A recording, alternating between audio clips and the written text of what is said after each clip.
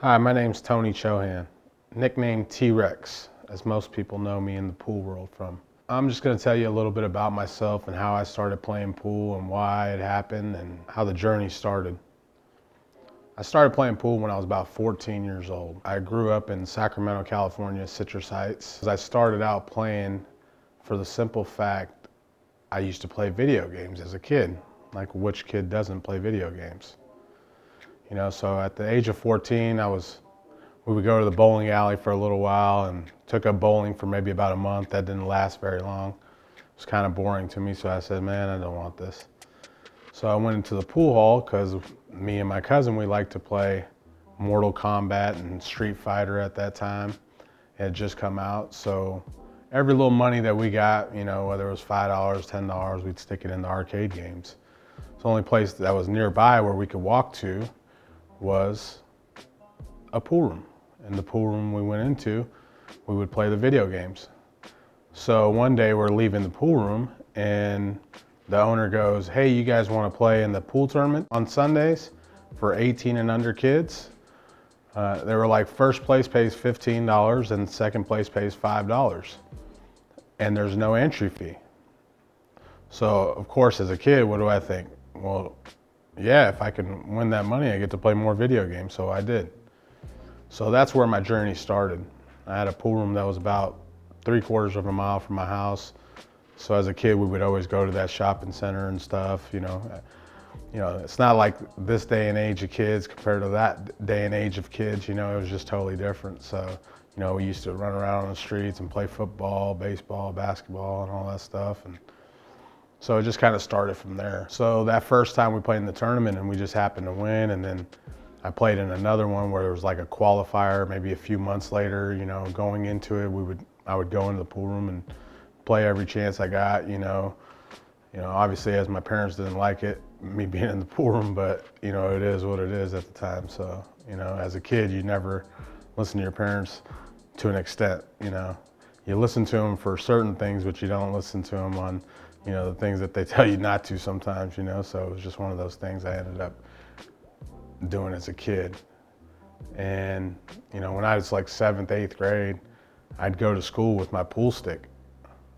I had one of those like button up, the buckle up cases, just a little soft case. Had my player's cue in there, and I'd go to school, and then as soon as I left school, I would go to the pool room to play. So it was kind of trippy, it was just, the teacher would be like, what is this? I'd be like, oh, it's a pool stick. And they were like, I'd ask one of my teachers, can you hold it for me till after school so that I don't have to carry it around? They were like, yeah, I will.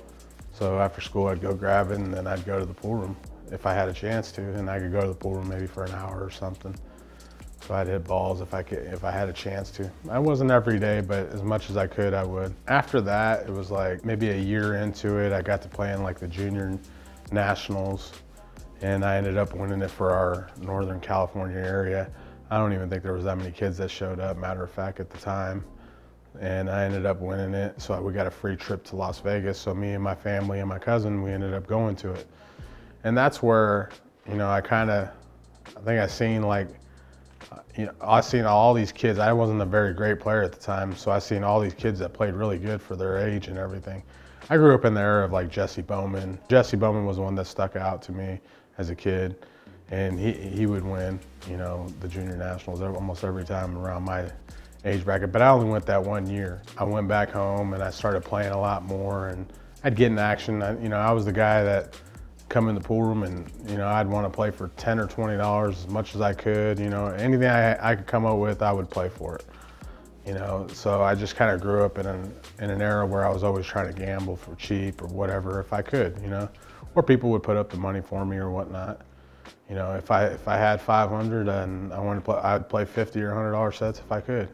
So just one of those things. And started traveling around Northern California, and I ended up having one decent score like when I was 15 or 16 years old. I think I was 16. And that pretty much sealed the deal that I seen. There was an opportunity to always make money in it, and I can say at the age of at 16, I did, one of my friends, Richard Hattler, he took me and my cousin to the US Open.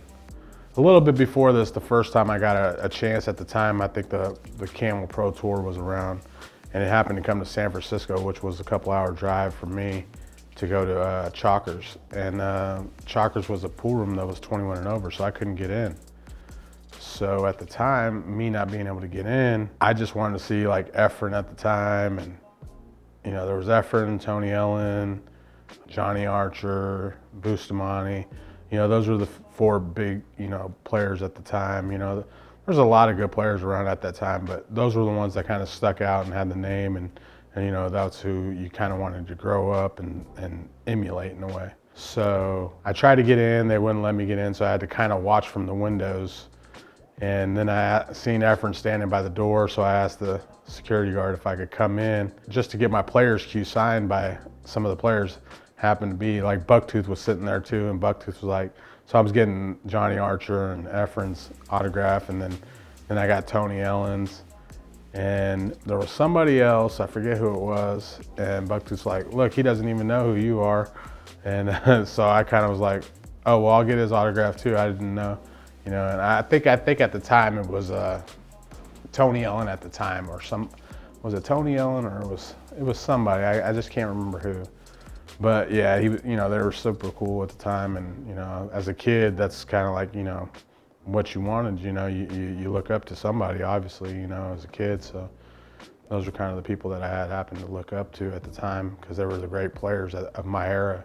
So after that, we went to the U.S. Open, and I started to play a little more competitively, and I was starting to play a little bit.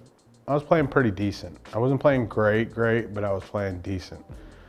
So that being said, I'd get, you know, as a kid, I was lucky that my friend Richard Hattler, he was willing to take me and my cousin plays pool too, Amar Kang.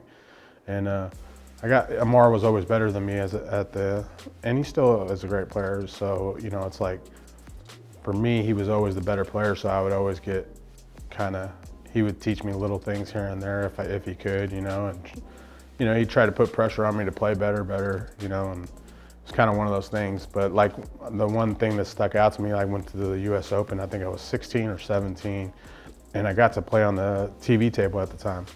So I'm playing on the TV table and I'm playing Morrow, Ishmael Paez. And Morrow has me 10-6 on the TV table. So as a kid, you know, I mean, it's the first time I got to play in a big event. I come back on Morrow and it's 10-10. And in my era, we don't have jump cues, so remember this. So he hooks me behind a ball, and I'm probably about 2 balls behind it and about half a ball hooked. And full length jump cue, I play a 1-9 carom. I play a carom off the 1 to make the 9, and it was just, you know, one of those things that Tony Ellen's in the seats, and he kind of watched it and he saw it. He's like, you know, afterwards, you know, after I win the match, he's like, good shot, kid, you know. And he was he was a very cool guy. I mean, you know, real genuine person. I mean, just real good dude. And he liked to bet sports a lot too. And that's one of my pet peeves also, has been most of my life. And so he was just one of those people that, you know, people tell me all the time, you remind me of Tony Ellen and the way he was. God rest his soul, rest in peace. You know, so it was like one of those things that, you know, in that US Open match, it just kind of made me hungry for pool a little more. So at the age of 18, after I graduated high school, I went on the road with my cousin, and we went to Houston. We went to Austin. We flew to Austin, met up with a friend there, and went on the road.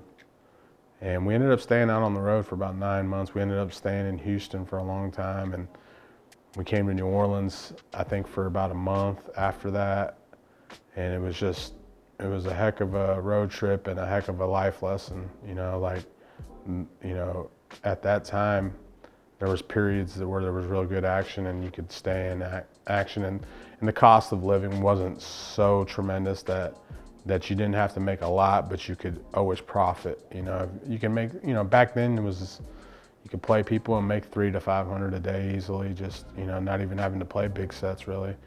You know, so this day and age is definitely different. There's not as many players that have played for 200, 300, 400, 500. But I think that's the difference between this age, like this day and age, compared to the era that I grew up in.